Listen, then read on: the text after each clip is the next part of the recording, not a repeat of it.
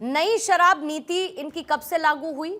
ये CAG report जो table की गई, ये कब से कब की अनियमितता को दिखा रही है?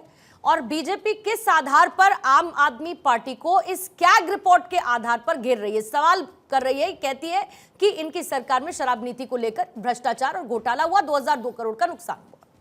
काफी डिबेट्स हमने इस मामले पे की है पूर्णिमा जी। और हर बात भाजपा के जब भी प्रवक्ता इनसे सवाल उठाते थे आम आदमी से, तब ये कहते थे कौन सी कैग रिपोर्ट तो है ही नहीं।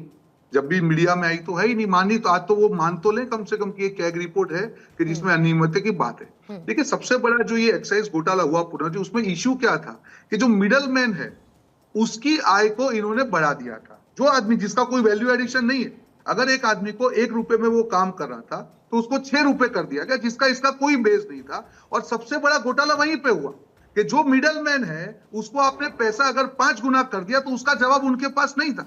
और जब ये पूरा जो अगर आप फाइनल क्लोजर का रिपोर्ट पढ़ेंगे जो जहां जिस पे इसको केजरीवाल जी को बेल मिली, उसमें क्लियरली ये कहा गया है कि मनी ट्रेल जो है वो मिडल मैन के पास से ही निकला है। तो यही तो है, ये कैग रिपोर्ट यही दिखाता है। और इसीलिए इस पॉलिसी को आम आदमी पार्टी को वापस क्यों लेना पड़ा?